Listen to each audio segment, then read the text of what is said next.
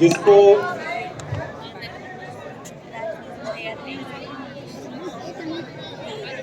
Direct किया है professor Bhaskar साहब ने, जो एसयू के प्रोफेसर हैं, और इसके एक्टर हैं विनय वर्मा साहब, सूत्रधार ग्रुप से हैं। यहाँ पे बहुत सारे मीडिया के लोग मौजूद हैं जो हिंदुस्तान के कोने कोने से आए हुए हैं। उसके अलावा हमारे हरदिल अजीज वाइस चांसलर साहब यहाँ मौजूद हैं। और आज हमारी खुशकिस्मती है कि सुखदेव थोराट साहब भी हमारे बीच हैं, जो फॉर्मर चेयरमैन थे यूजीसी के। तो मैं उन सब लोगों का खैर मकदम करता हूँ। बस हम शुरू करने जा रहे हैं प्ले मैं राही मासूम।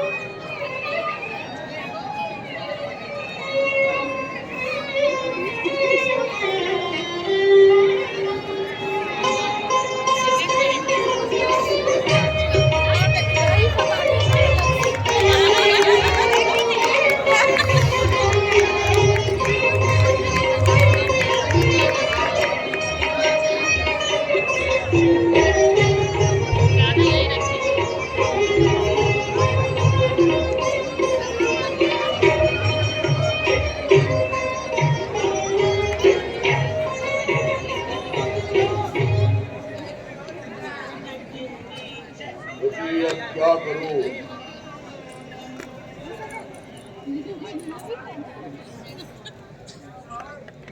किससे करूं आखिर, न जाने मौत किस आलम में आएगी।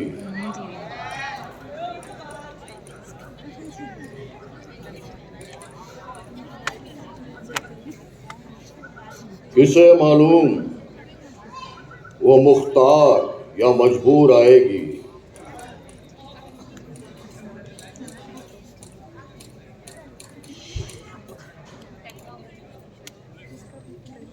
किसे मालूम हंसती खेलती आएगी या जख्मों से बिल्कुल चूर आएगी।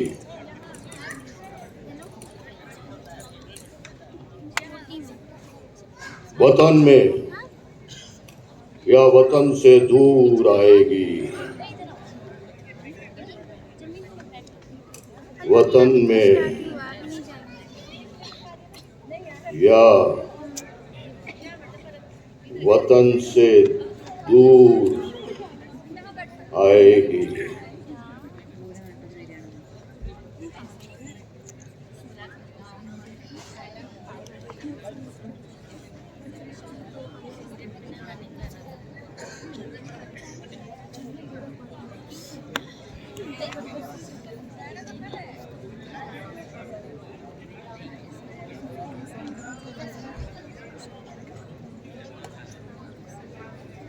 मैं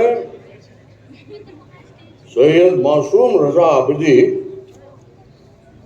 वल्द बशीर हसन आबिदी बहुत परेशान हूं कि मैं कहां का रहने वाला हूं, आजमगढ़ का या गाजीपुर का। मेरा घर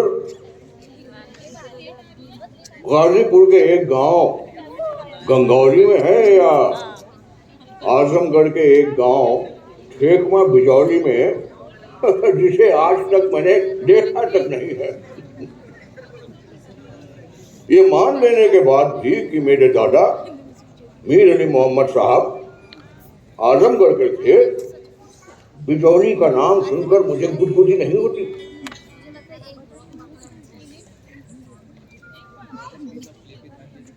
आजमगढ़ मेरे लिए हिंदुस्तान के हजारों शहरों में से एक शहर है और बिजौली केवल एक गांव। अभी रहे होंगे मेरे दादा वहां पे। मैं तो गंगौली का हूं, गंगौली ही को जानता हूं, गाजीपुर का हूं और मैं ये मानता हूं कि मेरे दादा आजमगढ़ से आए थे। गाजीपुर मेरे लिए बस एक शहर और गंगौली मेरे लिए बस एक गांव नहीं है, वो मेरा शहर और मेरा गांव है। और मेरा मतलब समझ गए होंगे आप। मेरे दादा तलवार बांधकर नहीं आए थे गाजीपुर, मैं केवल गाजीपुर का हूं, मैं केवल गंगौली का हूं। गंगौली मेरे अब्बा की ननिहाल है। मुमकिन है कि अब्बा गंगौली और बिजौली के बीच तकसीम हो, लेकिन मेरी वफादारी तकसीम नहीं है। अभी आए होंगे मेरे दादा आजमगढ़ से, क्योंकि सभी के दादा कहीं ना कहीं से आए होंगे।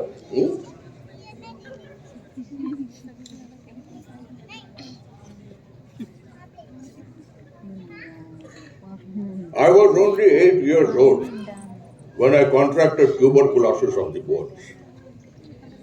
I was in the 4th standard and I was a very mischievous boy. And my Maulvi Sahab was lame. हमारे मौलवी साहब लंगड़े थे. So at first, my people thought that I was trying to copy him. It was only later that the disease was detected, and by the time I could get proper medical attention, it was in an advanced stage. I had to be operated upon. My leg was plastered, and over a period of time, my sores healed. Thankfully, I could read Urdu, and we had a lot of books in our house. So in those 4-5 years, I read a lot of Urdu literature. I was exposed to a lot of Urdu literature. Then there was this servant in our Darihar. He was brought from my Dadi's village to narrate stories to me. We called him Gangu Kaka.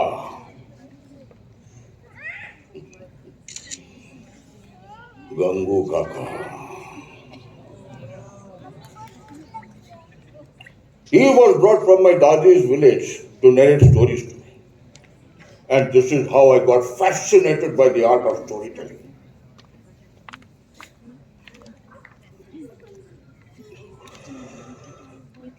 Somewhere in 1943, when I was 16 and still in school, I started writing. I started writing short stories and not poetry. My first story was published in 1945 or 1946 in a monthly magazine coming out of Lahore. It was a very childish story and badly written. But somehow it got published and gave me a great thrill.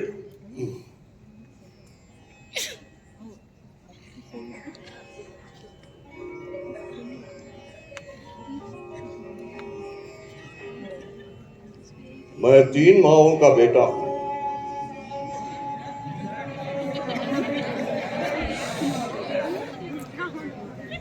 Nafisa बेगम,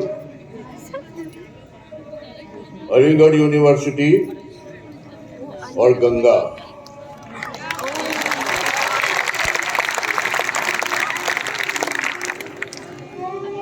नफीसा बेगम अब इस दुनिया में नहीं है और मुझे उनके नाक नक्श भी याद नहीं.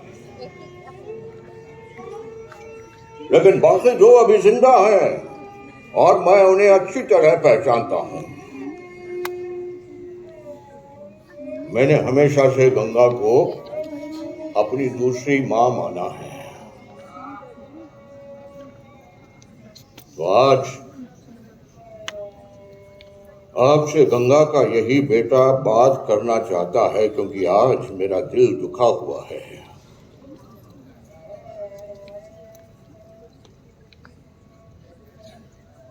My days at Aligarh were my most beautiful days. They enriched me and helped me build up myself, my thinking. I had immense love for the campus. I finished my MA in Urdu from there in 1960 and went on to complete my PhD in 1965. And thereafter, I taught there for 2.5 years. And yes, I was unceremoniously made to leave the institution that I so greatly loved. एक शेर की शक्ल में इजहार हाल, मैं तो पत्थर था मुझे फेंक दिया ठीक किया, मैं तो पत्थर था मुझे फेंक दिया ठीक किया, आज उस शहर में शीशे के मकान कैसे हैं।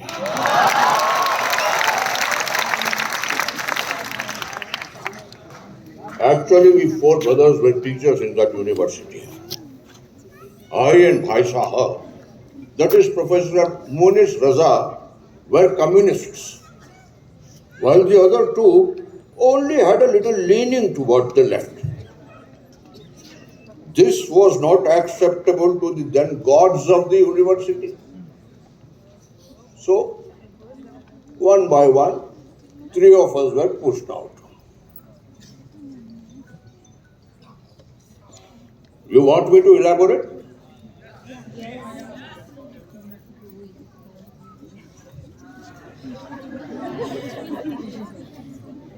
दावरे हश्र मेरा नाम आए अमाल न देख, दावरे हश्र मेरा नाम आए अमाल न देख, इसमें कुछ पर्दा नशीनों के भी नाम आते हैं। I arrived in Mumbai in 1969 after being thrown out of Aligarh Muslim University, which happens to be the greatest Urdu teaching center in the world. I thought I would not fit in the Urdu department of any other university. बल्कि जिस देश की university में ये सोचा जा रहा हो कि गालिब शिया थे या सुन्नी और रज़खान हिंदू थे या मुसलमान, उस देश में पढ़ाने का काम मैं नहीं करूंगा।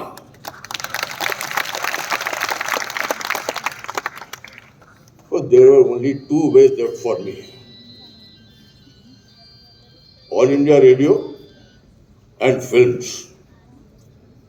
AIR offered me a job, but I was born rebellious and could not do chamchagiri. Hence, I was not fit for government service. Therefore, I joined the film industry. लेकिन हाँ साहब, फिल्मी सफर बड़ा अच्छा गुजरा। अगर सरकारी नौकरी कर रहा होता तो वाकई में बहुत सफर कर रहा होता। जी हाँ, वही अंग्रेजी वाला SUFFE। खुशकिस्मती से फिल्म इंडस्ट्री में बड़े अच्छे अच्छे दोस्त बने। सुनील दत्त, राज खोसला, BR चोपड़ा, ऋषिकेश मुखर्जी, सुभाष घई, मजरू सुल्तानपुरी, जद्दू, अपना जावेद अख्तर वगैरह वगैरह। अपनी इस लंबी फिल्मी यात्रा के दौरान मैंने कई फिल्मों के स्क्रीन प्ले और डायलॉग लिखे। राज खोसला की मैं तुलसी तेरे आंगन की, BR चोपड़ा की निगाह, यश चोपड़ा की लम्हे, सुभाष घई की कर्ज, ऋषिकेश मुखर्जी की मिली गोलमाल वगैरह वगैरह। एक बहुत ही मकबूल टेलीविजन सीरियल के स्क्रीन पे और डायलॉग मैंने लिखे हैं।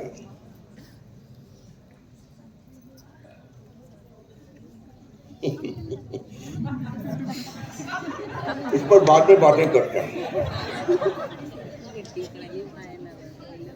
ये उन्हीं दिनों की बात है, सन 1970-71 के आसपास की, कि शायर होने के बावजूद मेरा मुशायरों में आना जाना बंद हो गया, या यूं समझिए कि बंद करा दिया गया। अब मैं सारी बातें अपने यार दोस्तों को कैसे बताऊं? बात दरअसल ये है कि हमारी नैयर को, अरे मेरी बीवी नैयर यहाँ को घुड़सवारी का बड़ा शौक था, और अक्सर वो घुड़सवारी करते करते गिर जाया करती थी। कभी माथा जख्मी तो कभी घुटना जख्मी, कभी उंगलियां जख्मी तो कभी कोहनी जख्मी। मैं जब भी सवाल करता तो बड़े शायराना अंदाज में जवाब देता, गिरते हैं शायद सवार ही मैदान जंग में, गिरते हैं शायद सवार ही मैदान जंग में, वो तिफ्ल क्या गिरेगा जो घुटनों के बल चले। मैं भी ऐसे ही वाहवाही कर देता था। लेकिन एक दिन मैंने कसम दे डाली कि आज से तुम्हारी घुड़सवारी बंद, आज से तुम्हारी घुड़सवारी बंद। अब फरमा बरदार बीवियों की तरह नैयर हमारी बात तो मान गई, लेकिन साथ ही साथ एक गुगली भी फेंक डाली। मेरे सामने शर्त रखी कि मेरा भी मुशायरों में आना जाना बंद, मेरा भी मुशायरों में आना जाना बंद। अब बताइए, आज तक किसी शौहर की अपनी बीवी के सामने चली है जो इस मासूम की चली?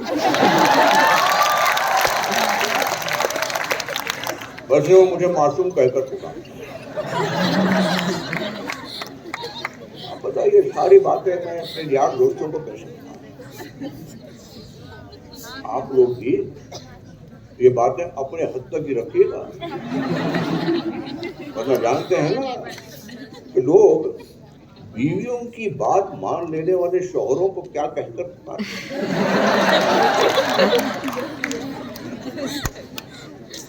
बहरहाल उन दिनों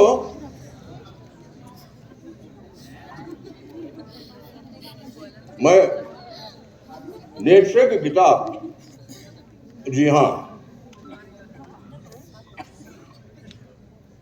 फ्रेडरिक नेत्शे की किताब 10 स्पेक ज़रातुस्त्रा पढ़ रहा था। यानी ज़रातुस्त्रा ने कहा। इससे पहले किताब मेरी नजर से नहीं गुजरी, हालांकि मैं नेत्शे के ज्यादा अहम तसनीफात का मुताला कर चुका हूं। इस किताब में मस्खरापन बहुत है, लेकिन पैराम तहरीर कहीं कहीं इंतहाई खूबसूरत है। अगर नेत्शे जिंदा होता तो जर्मनी के नाजियों के खिलाफ यकीनी लड़ता, इसलिए उन नाजियों ने उसके फिक्र ख्याल का हुलिया बिगाड़ दिया था। तो वो भी पाजी, मगर शायराना किस्म का। जाहिदे तंग नजर ने मुझे काफिर जाना, जाहिदे तंग नजर ने मुझे काफिर जाना, और काफिर ये समझता है कि मुसलमान हूं।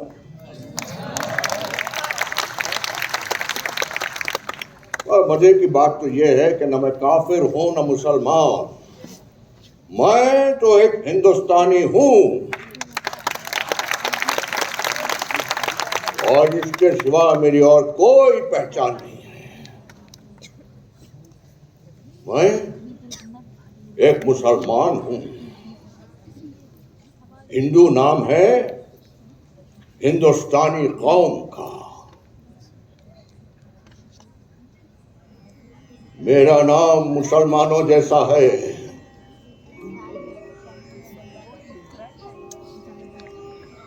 मुझको कत्ल करो और मेरे घर में आग लगा दो, मेरे उस कमरे की असमत लूटो जिसमें मेरी बयासें जाग रही हैं, और मैं जिसमें तुलसी के रामायण से सरगोशी करके कालिदास के मेघदूत से कहता हूं, मेरा भी एक संदेशा है।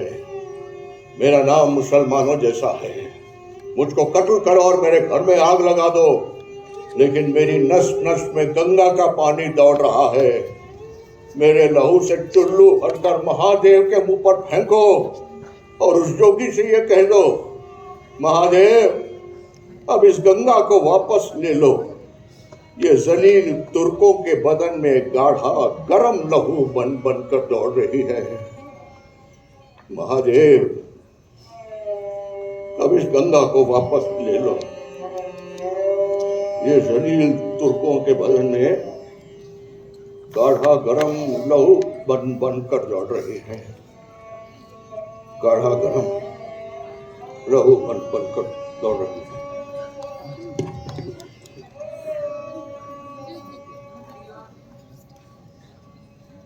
हमारे देश में डर, नफरत और शक पैदा करने के लिए या तो अंग्रेजों की हिस्ट्री पढ़ाई जा रही है या हिंदुओं की बनाई गई हिस्ट्री। हिंदुस्तानी हिस्ट्री तो लिखी ही नहीं गई और हिंदुस्तान के नक्शे से गायब हिंदुस्तान को ढूंढने की कोशिश करते हैं और फिर ये रिपोर्ट लिखवाने के लिए तैयार रहते हैं कि तिरंगी शर्ट पहने एक देश गायब हो गया है जो अपना नाम भारत दैट इज इंडिया बताता है। फिर ये बताते हैं कि ये देश अंदर से टूट चुका है, इसे क्षेत्रों के आधार ने तोड़ा है, फिर जन हरिजन ने तोड़ा है, फिर धर्मनिरपेक्ष भारत को धर्मों ने तोड़ा।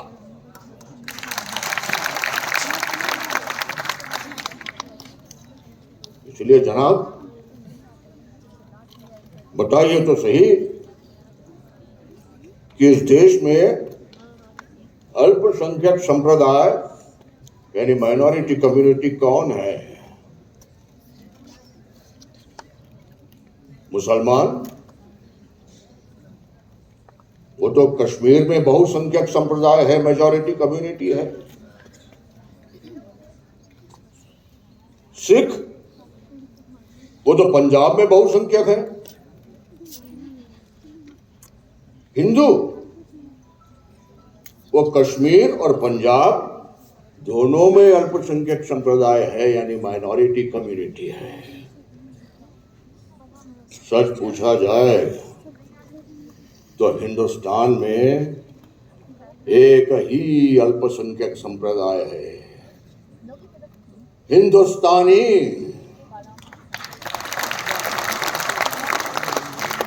अब देखें ना, बंबई श्री बाल ठाकरे की है, तमिलनाडु डीएमके या एआईएडीएमके का है, आंध्रा एनटीआर का है, पंजाब भिंडन वाले का है, बनारस भगवान शंकर का है, अजमेर ख्वाजा मोइनुद्दीन चिश्ती का है, यूपी एटा के डाकुओं का है, राजस्थान चंबल के डाकुओं का है। परंतु मुझे कोई सारे जहां से अच्छा जो हिंदुस्तान है उसकी पोस्टल एड्रेस नहीं बताता। कोई ये नहीं बताता कि हिंदुस्तान का दाखिल खारिज किसके नाम है। अरे लावारिस मुल्क, तू मेरा है, मेरा है।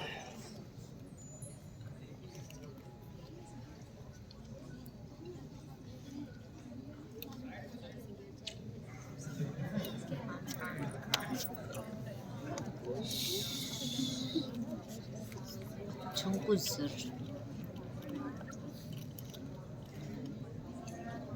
आप लोगों को मालूम होगा कि मैंने कुछ नॉवेल्स भी लिखी हैं।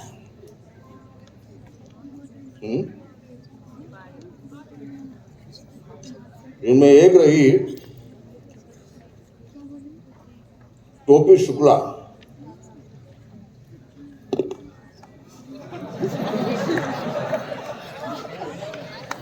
जी, टोपी शुक्ला में मैंने एक जगह लिखा है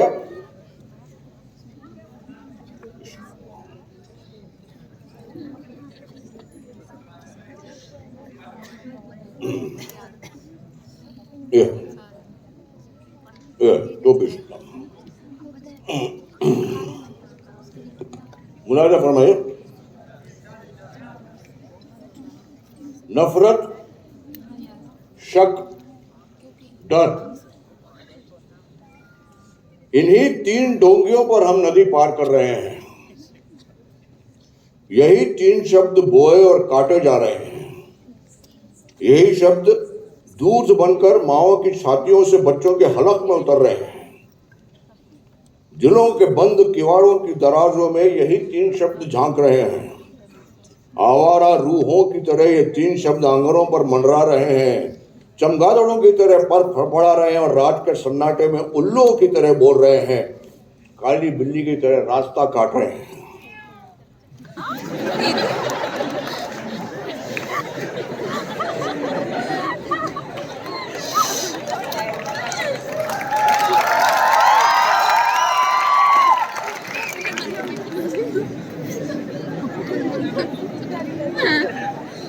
नॉवेल आधा गांव मैंने 1966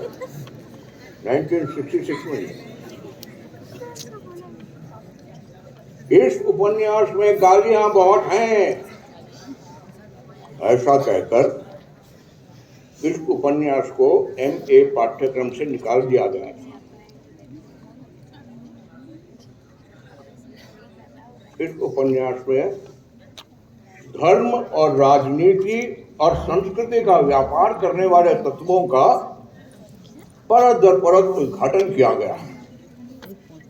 उनमें इतना नैतिक साहस नहीं कि वह सच्चाई और वास्तविकता का सामना कर सके, इसीलिए बहाने बनाकर पीछे से वार करते हैं।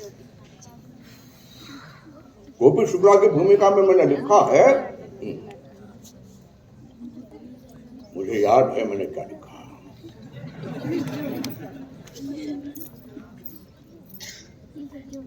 नॉवेल आधा गांव में बेशुमार गालियां थी। इस उपन्यास गोपी शुक्ला में एक भी गाली नहीं है, परंतु ये पूरा उपन्यास अश्लील है। और ये गाली में डंके की चोट बक रहा हूं। ये उपन्यास अश्लील है, जीवन की तरह। ओश की बूंद की भूमिका में ये रहे। ओश की भूमिका, ओश की बूंद, इसकी भूमिका में मैंने गालियों पर लिखा है। कोई खिदमत। बड़े बूढ़ों ने कई बार कहा कि गालियां ना लिखो। जो आधा गांव में इतनी गालियां ना होती तो तुम्हें साहित्य अकादमी पुरस्कार अवश्य मिल गया होता। परंतु मैं सोचता हूं कि क्या मैं उपन्यास इसलिए लिखता हूं कि मुझे साहित्य अकादमी पुरस्कार मिले? पुरस्कार मिलने में कोई नुकसान नहीं, फायदा ही है। परंतु मैं साहित्यकार हूं।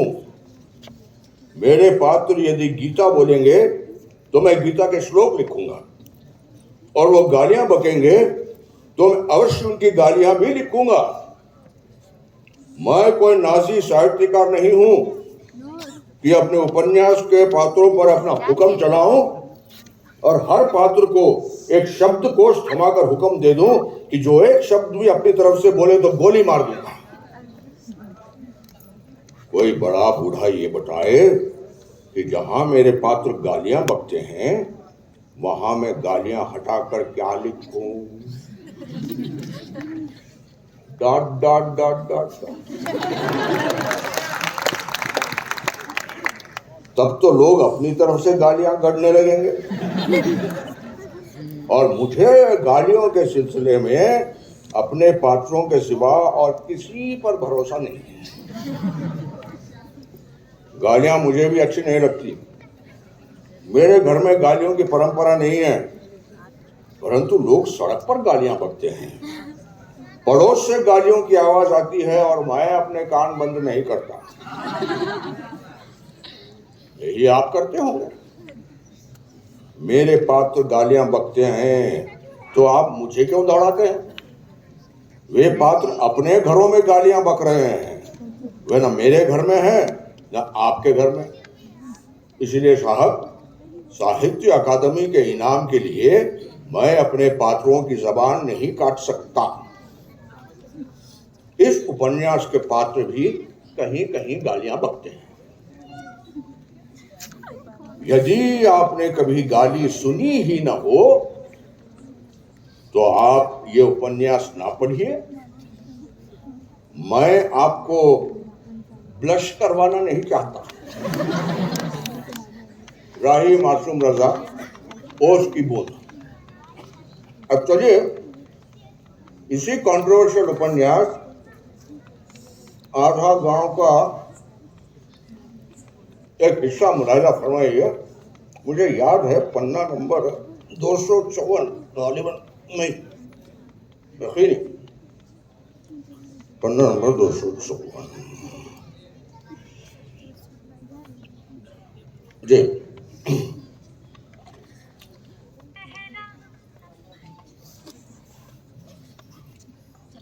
हम ऐसे मुल्क में रहते हैं जहां हमारी हैसियत दाल में नमक से ज्यादा नहीं है। एक बार अंग्रेजों का साया हटा तो ये हिंदू हमें खा जाएंगे।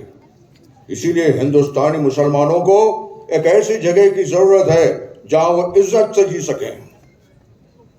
बहुत जोशीली तकरीर थी। बीच बीच में बिरादरा ने इस्लाम की तकबीर भी बोली। हाजी साहब गुस्से में मस्जिद से निकल आए। उनकी समझ में तकरीर बिल्कुल नहीं आई थी।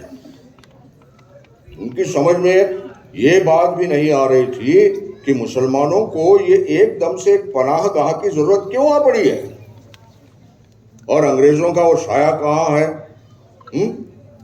गंगौली में तो अब तक कोई अंग्रेज देखा नहीं गया था, और जब अंग्रेज हिंदुस्तान में नहीं थे तब आखिर हिंदुओं ने मुसलमानों को क्यों नहीं मार डाला। और बुनियादी सवाल ये था कि जिंदगी मौत खुदा के हाथ में है या अंग्रेजों और जिन्ना साहब के साथ में है। यानी आप लोगों को नॉवेल में केवल गालियां दिखाई दी।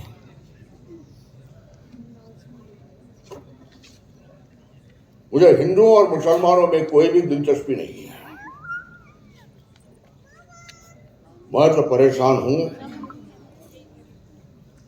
हिंदुस्तान के लिए।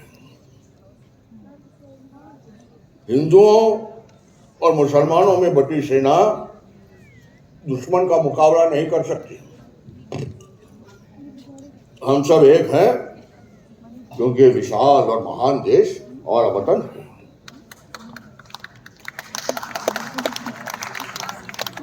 इस सिलसिले में मुझे एक वाक़या याद आ रहा है। बात 1987 की है कि जब मेरा बेटा नदीम खान जो सिनेमाटोग्राफर है उन दिनों दूरदर्शन के लिए एक सीरियल शूट कर रहा था, नई दिशाएं, जिसमें हमारी बहू पार्वती खान एक जर्नलिस्ट का किरदार निभा रही थी। एक दिन साहब किसी डॉक्टर मांजरेकर की शिकायत का हवाला देते हुए नदीम के नाम एक खत आ गया। खत में लिखा था, the name Parvati Khan is hurting the sentiments of some people. Please do the needful. नीचे दस्तखत किसी मोहतरमा के थे जो जाहिर है दूरदर्शन में बहुत बड़े ओहदे पर रही होगी। खत देखकर मैं बौखला गया और आनंद फानंद में एक चिट्ठी शंकर दयाल शर्मा और राजीव गांधी को लिख डाली और कहा कि मुझे इस चिट्ठी का क्लैरिफिकेशन 1 महीने के अंदर चाहिए। अब आम आदमी जब ऐसी बात करता है तो उसका समाधान किया जा सकता है, लेकिन सरकारी मुलाजिम खुद जब ऐसी बात कहे तो इसका मतलब ये हुआ कि something is fundamentally wrong with our constitution. अब इस खत का मतलब ये हुआ या तो पार्वती खान को सीरियल से हटा दिया जाए या पार्वती के बाद वाला खान हटा दिया जाए। दोनों भी बातें नामुमकिन है साहब। बहरहाल 1 महीने की मोहलत खत्म हुई और हस्बे मामूल हमारी सरकार एक आम आदमी की गुहार पर सोती रही। 1 महीने का वक्त जब बीत गया और कोई जवाब नहीं आया, तो मैंने फौरी एक प्रेस कॉन्फ्रेंस बुलवाई और प्रेस के सामने इस मुद्दे को रखा। प्रेस ने भी इस मामले को खूब उछाला। बात लोकसभा तक पहुंची, जहां बहुत हंगामा हुआ। बिलाखिर लोकसभा के स्पीकर को माफी मांगनी पड़ी है।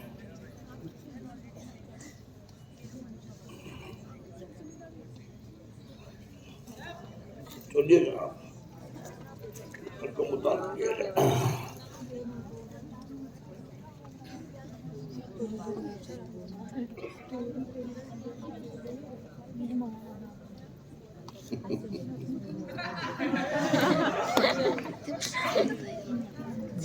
ये हमारा देश बड़ा अजीब है। यहाँ की राजनीति विचारों से नहीं जानी जाती। अधिकतर लोगों के पास तो विचारधारा होती ही नहीं, सिर्फ टोपियां होती हैं। और जिनके पास विचारधारा होती भी है, वो टोपियों पर ज्यादा भरोसा करते हैं। मैंने जनसंघी, कांग्रेसी, मुस्लिम लीगी, कम्युनिस्ट देखे हैं। बर्बाद गुलिस्तान करने को बस एक ही उल्लू काफी था। बर्बाद गुलिस्तान करने को बस एक ही उल्लू काफी था। हर शाख पे उल्लू बैठा है, अंजाम गुलिस्तान क्या है? दहशत है, वहशत है। वहशत का मन आज परेशान है। मंदिर और मजार के बोझ से घर की दीवारें बैठी जा रही हैं। स्कूल बंद है, बाजार खाली है, चराग गुल है, मोहल्ले वीरान है, अस्पताल आबाद है। क्या एक मजार के लिए सब कुछ होने दिया जाए? एक मजार के लिए? ये बात सही नहीं है कि 15 अगस्त सन 1947 को देश का विभाजन हो गया था। सही बात तो ये है कि 15 अगस्त सन 1947 को देश के विभाजन का काम शुरू हुआ था और विभाजन का काम अभी खत्म नहीं हुआ है, जारी है। जरा सी बात पर धर्म का यूं सड़क पर निकल आना, धर्म और देश दोनों की सेहत के लिए ठीक नहीं है। कल किसी शिवाजी की तस्वीर को जूतों का हाथ पहना दे तो सजा मिली सैकड़ों बेगुनाहों को जो कत्ल कर दिए गए, सजा मिली सैकड़ों दुकानों को जो लूट ली गई, सजा मिली सैकड़ों घरों को जो जला दिए गए। आज किसी अखबार में इस्लाम के पैगंबर के खिलाफ कुछ अंटी शंटी लिख दिया तो सजा मिली सरकारी बसों को, सजा मिली दुकानों को। सीधी बात तो ये थी कि उस समाचार पत्र पर मुकदमा चलाया गया, उस लेखक को सजा दिलवाने की कोशिश की गई होती, क्योंकि पैगंबर का अपमान बसों या दुकानों ने तो नहीं किया।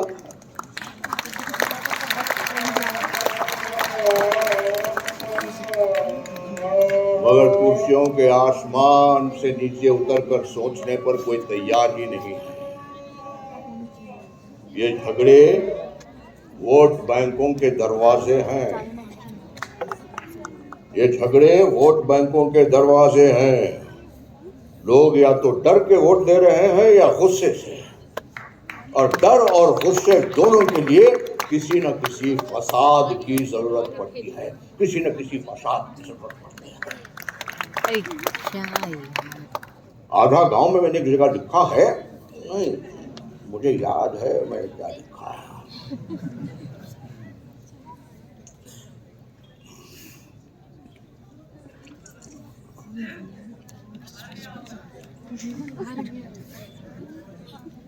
नफरत और खौफ की बुनियाद पर बनने वाली कोई भी चीज मुबारक नहीं हो सकती।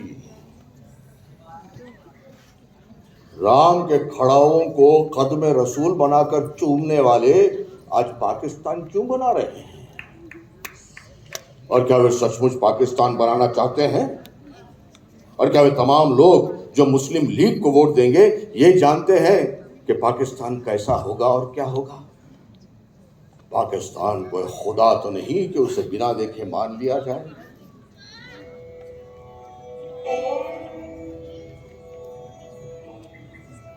आज आवाजों की बस्ती में एक सहमी हुई खामोशी के जादू के सिवा कोई नहीं।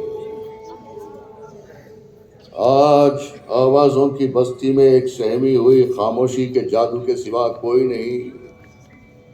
मुझको राहों पर सिपाही नहीं अच्छे लगते।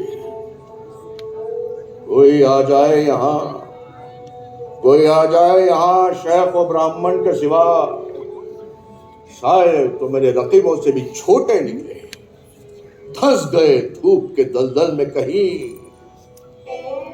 बू पसीने की है यादों के गुलिस्तानों में। धर्म निरपेक्षता यानी सेक्युलरिज्म की जमीन बहुत कमजोर है। उदाल फावड़े की जरूरत नहीं है।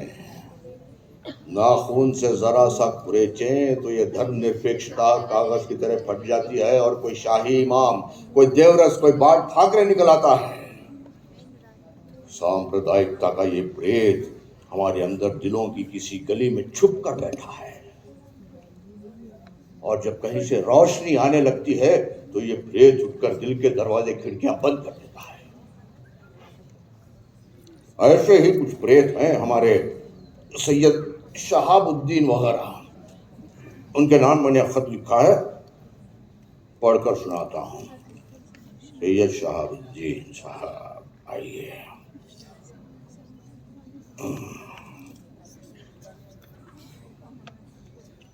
जी तो जो क़िबला, अस्सलाम वालेकुम।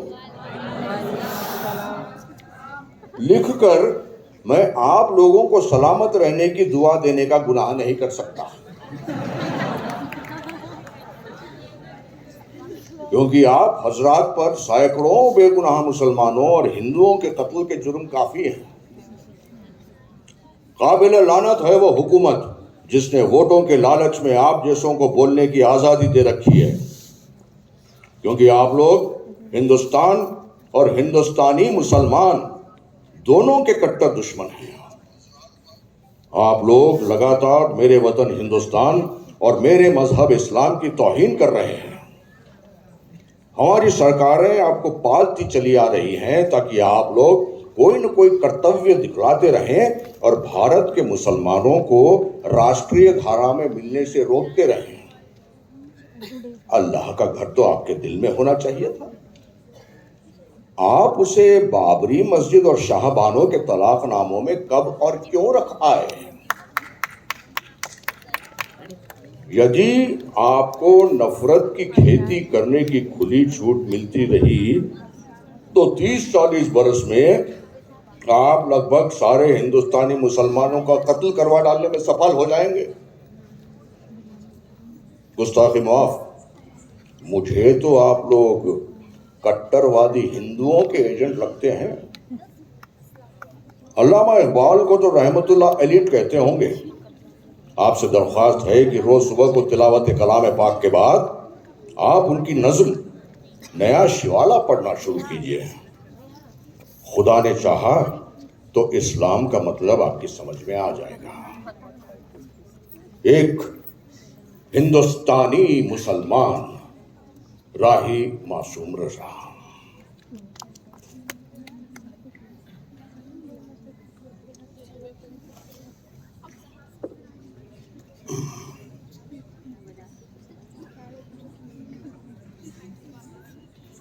जनसंघ का कहना है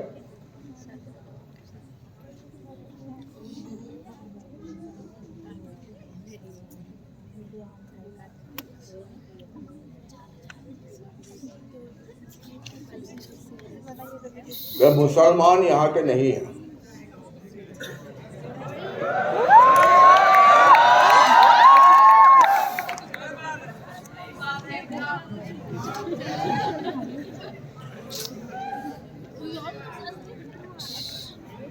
जी हाँ, जनसंघ का कहना है कि मुसलमान यहाँ के नहीं, लेकिन ये कहना ही पड़ता है कि मैं गाजीपुर का हूं, वो शहर जिसमें गंगौली स्थित है, क्योंकि गंगौली से मेरा संबंध अटूट है, क्योंकि गंगौली मेरे लिए केवल एक गांव नहीं है,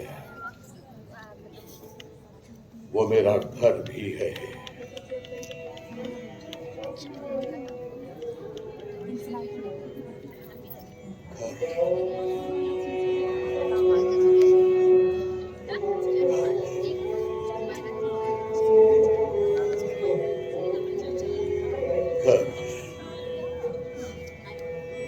ये शब्द दुनिया की हर भाषा और हर बोली में, और दुनिया की हर भाषा और बोली में उसका सबसे खूबसूरत शब्द है। इसीलिए मैं फिर दोहराता हूं कि मैं गंगौली का हूं, क्योंकि गंगौली मेरे लिए केवल एक गांव नहीं है, क्योंकि गंगौली मेरा घर भी है, क्योंकि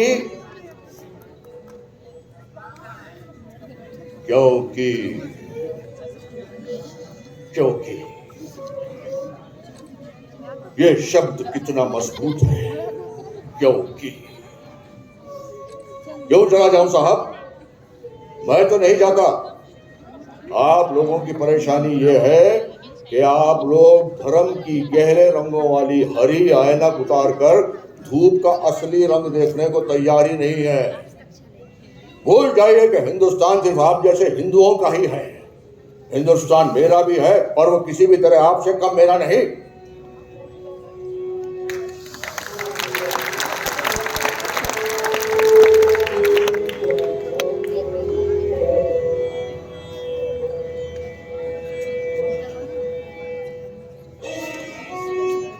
जिस समय पाकिस्तान के पैटर्न टैंक हिंदुस्तानी कंपनी की तरफ बढ़ रहे थे, ये परमवीर अब्दुल हमीद ही थे जिन्होंने 3 पाकिस्तानी टैंकों को तोड़ा।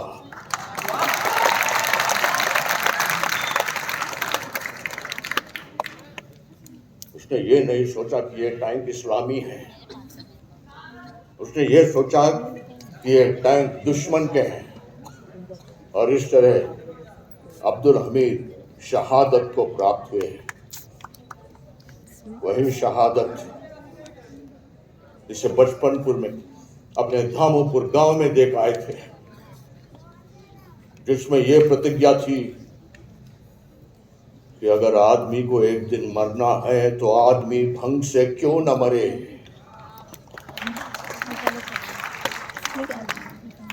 हर आदमी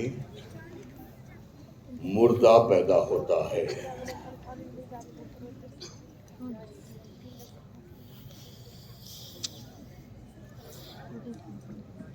हर आदमी मुर्दा पैदा होता है, और धामोपुर के उस्मान दर्जी का बेटा भी मुर्दा ही पैदा हुआ था, परंतु वो जी उठने का प्रोग्राम बना रहा था।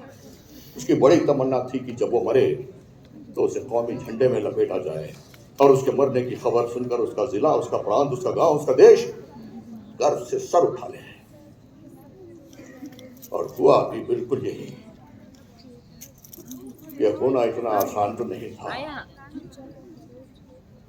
क्योंकि लोग जीने की कसमें खाते हैं।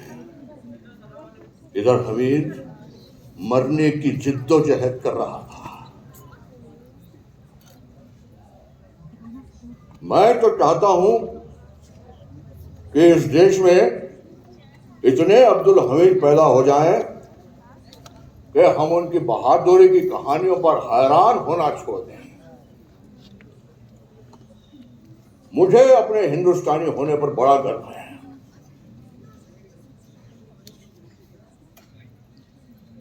इस संबंध में मैंने एक चिट्ठी आडवाणी जी को लिखी है।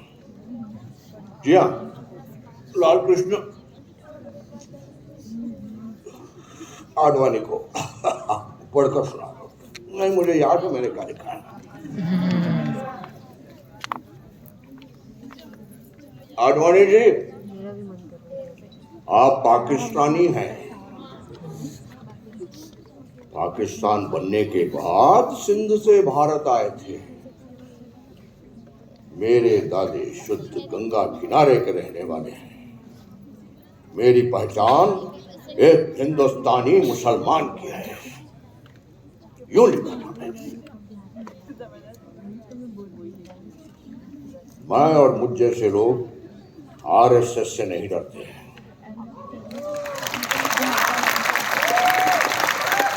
क्योंकि आरएसएस से लड़ने के लिए पूरा समुदाय हमारे साथ है।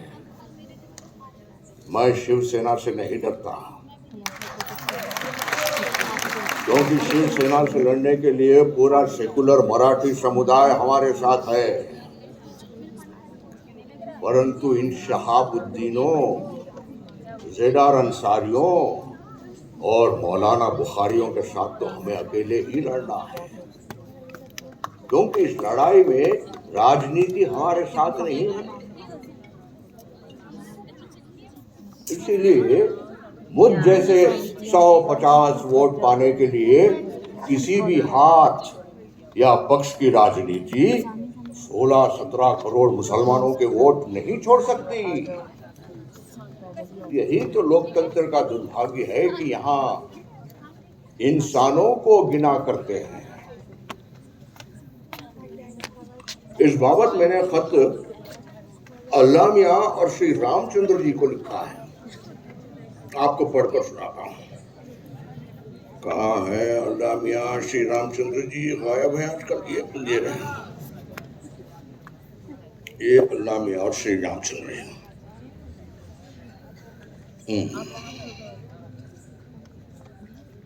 आदरणीय अल्लाह मियां और श्री रामचंद्र जी की सेवा में मैं राही मासूम रजा का सादर प्रणाम। आप दोनों की सेवा में निवेदन यह है कि मैं खैरियत से हूं। मतलब यह है कि अभी तक किसी हिंदू मुस्लिम दंगों में मारा नहीं गया। मैं आप दोनों को मेरठ और दिल्ली के दंगों पर हार्दिक बधाई देता हूं। आशा है कि आप दोनों मिल मिलाकर दंगों की ये आग जल्द ही सारे उत्तरी भारत में फैला देंगे और यूं भारत की लोकप्रिय सरकार की पंचवर्षीय योजना को सफल बनाने में अपना पूरा सहयोग देंगे। इन सांप्रदायिक दंगों और इन धार्मिक धंधों से देश का बड़ा लाभ होता है। नंबर 1 ये है कि लोगों के मारे जाने से खुद ब खुद परिवार योजना सफल हो जाएगी, क्योंकि बांस कम हो तो बांसुरियां भी कम ही बजेंगी ना। नंबर 2 ये कि लोग मरेंगे तो बेरोजगारी की समस्या भी एक हद तक हल हो जाएगी। जो लोग मारे जाते हैं उनकी जगह खाली हो जाती है और यूं उतने लोगों को रोजगार मिल जाता है। और यदि मरने वाले बेरोजगार हों तो रोजगार के लिए उतनी एप्लीकेशनें कम हो जाती हैं। ऐसे ही बहुत से फायदे हैं। इसलिए आप दोनों पूरे देश पर यूं ही दया दृष्टि बनाए रखें, भारतवर्ष में हिंदू मुस्लिम दंगे करवाते रहें, क्योंकि इन बलवों के बिना भारतवर्ष का कल्याण नहीं हो सकता। थोड़े लिखे को बहुत जानिए, खत को तार समझिए और जल्द ही कुछ और कट्टरवादी नेता बनाइए ताकि वे ज्यादा से ज्यादा हिंदू मुसलमान दंगे करवा सकें। आप दोनों का एक साधारण भक्त राही मासूम रजा। मैं साफ कह देना चाहता हूं कि सबसे बड़ा देश है।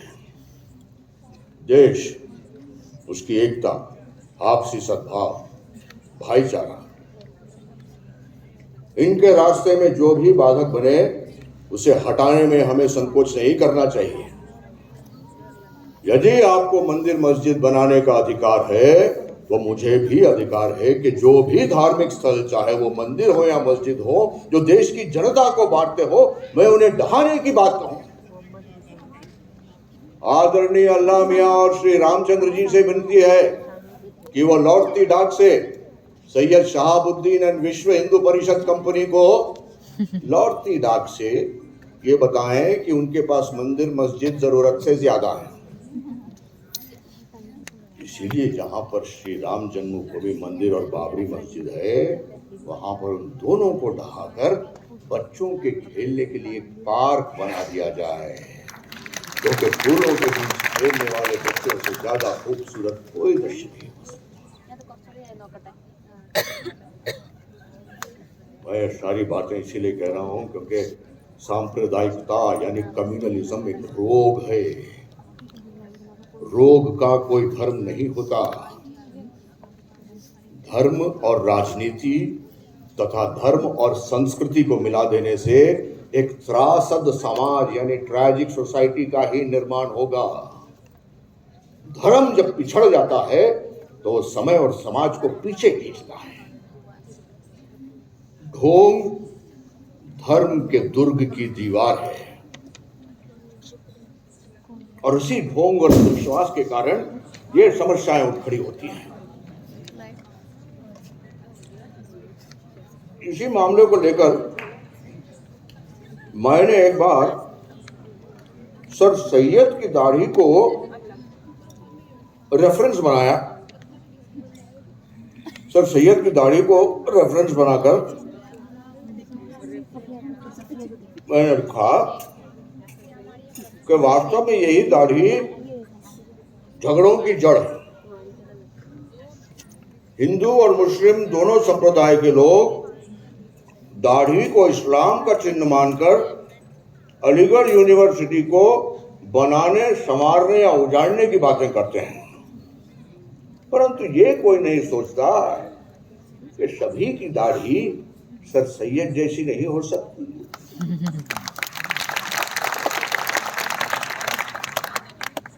और ये कि सर सैयद बड़े उदार और नेक दिल इंसान थे।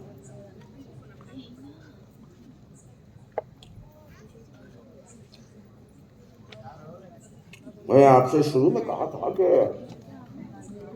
मैंने एक बहुत ही मकबूल टेलीविजन सीरियल के स्क्रीन पर डायलॉग लिखा। जी हाँ, महाभारत,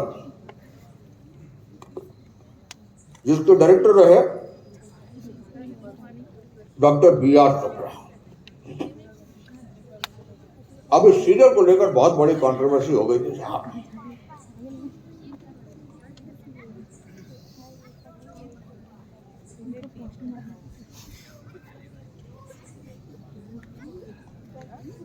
एक हजरत ने मुझसे यहां तक पूछ डाला,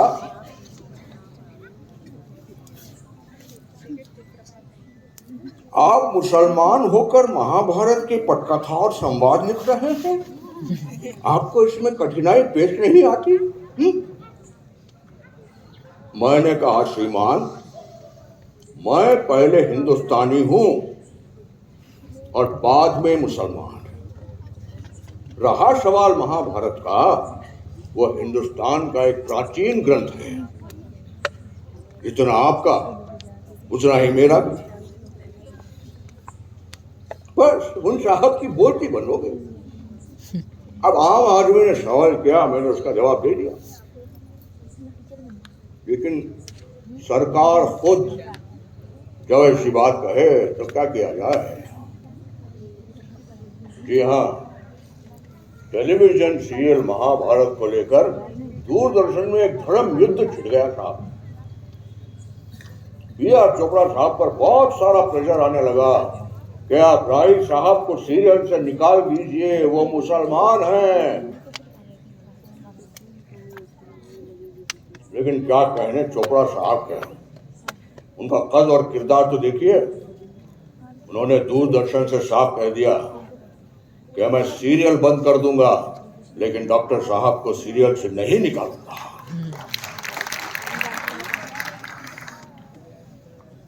मैंने हमेशा से ही उर्दू जबान के प्रमोशन की बात की है, देवनागरी रस्मुल खत के जरिए, क्योंकि मेरे पुरखों में मीर और गालिब के साथ सूर, तुलसी और कबीर के नाम भी आते हैं। लिपि के झगड़े में मैं अपनी विरासत और अपनी आत्मा को कैसे भूल जाऊं?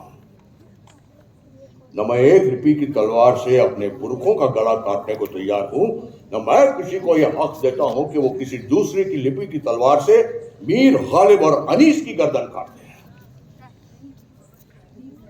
आप देख सकते हैं कि इन दोनों तलवारों के नीचे गर्दनें मेरे ही बुजुर्गों की हैं। मेरे इन्हीं दो टू ख्यालात की वजह से मुझे कई धमकी भरे खत आने लग गए, लेकिन धमकी भरे खतों से मुझे डर नहीं लगता, क्योंकि मुझसे पहले भी कई लोग सच बोलने के जुर्म में मारे जा चुके हैं। लेकिन हाँ, एक खत आपको पढ़कर सुनाता हूं, जाहिल किस्म का, गालियों भरा है।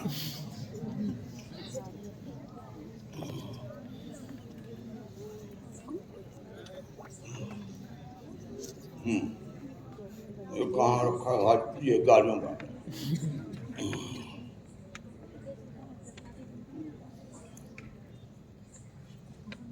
ये धमकी भरा खत।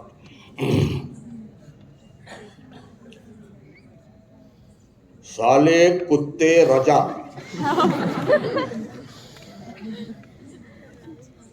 ज के नीचे नुक्ता नहीं डाला। मैं बताता हूं कि मुसलमानों ने क्या दिया है इस देश को। मक्खी, मच्छर, बिखरी हुई हड्डियां, गंदी सड़ी गालियां और पान की पीक से सने टाट के बोरे लटके हुए दरवाजे हैं। जिस उल्लू के पट्टे ने कौम लिखी, उसमें यह भी लिखा कि ये बेगैरत कौम 1400 साल में गारत हो जाएगी।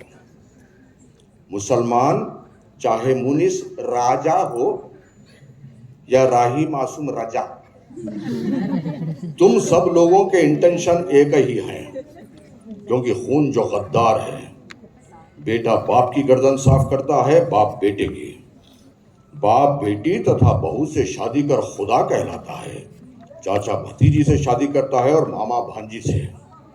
तुम मलेच्छों की कोई संस्कृति नहीं। राम जन्मभूमि डहाने को कहने की हिम्मत तेरी? गंगा में नहा तू सुवर। अगर कुछ जानना है तो वेदों को पढ़।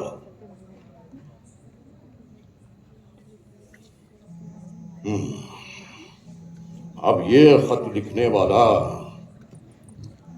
गीता पर ईमान रखने वाला कोई हिंदू हो ही नहीं सकता। ये तो कोई कायर है जिसने अपने खत के आखिर में अपना नाम तक नहीं लिखा है। ये न इस्लाम के बारे में कुछ जानता है, न हिंदू के बारे में। भाई साहब, तुमसे भारतीय संस्कृति तो क्या, गाली बकना तक नहीं आता। उधर किसी सुल्तानपुरी मुसलमान साहब ने मुसलमानों से यह कह दिया कि मैं बाबरी मस्जिद को गिराने की बात कर रहा हूं, और इधर ये बेनाम हिंदू ये कह रहा है कि मैं राम जन्मभूमि को गिराने की बात कर रहा हूं। दोनों भी आधा सच बोले, परंतु सुल्तानपुरी मुसलमान और इस बेनाम हिंदू के आधा सच बोलने से यह बात जरूर साबित हो जाती है कि सेक्युलरिज्म पर हमला करने के लिए ये कभी भी हरे और केसरी का गठजोड़ करवा सकती है।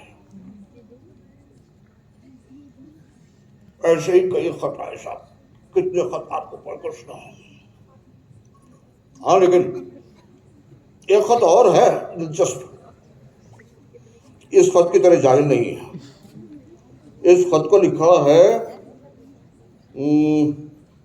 24 तलैया मोहल्ला झांसी के श्री मनमोहन साहू स्नेही ने, जो बुंदेलखंड नवनिर्माणार्थ दल के महामंत्री हैं। ये अपने खत के आखिर में लिखते हैं, हाँ, मेरी भी एक तमन्ना है, काबे के अंदर जाकर ओम नमः शिवाय जपूं और शिव को गंगा जल अर्पित करूं।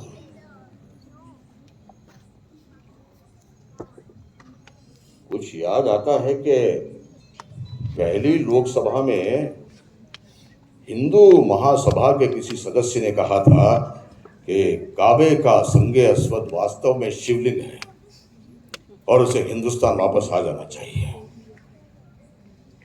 ख्याल आता है कि पंडित नेहरू ने खूब डांट पिलाई थी, परंतु मैं पंडित नेहरू नहीं हूं, होना भी नहीं चाहता। मैं स्नेही जी से ये सब इसीलिए पूछ रहा हूं क्योंकि उन्होंने अपने खत में लिखा है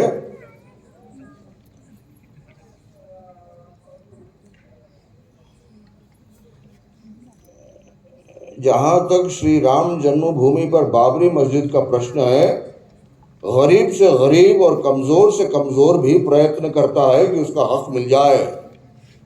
आक्रांताओं ने संपूर्ण मानवीय संवेदनाओं को बालाए ताख रखकर हिंदुओं की उस काल की न केवल संपत्ति वरन हिंदुत्व को मिटाने में कोई कोर कसर नहीं छोड़ी थी। स्नेही जी तो कवि हैं शायद, तब तो उन्हें अपने साहित्य और इतिहास की सभ्यता के बारे में मालूम होना ही चाहिए।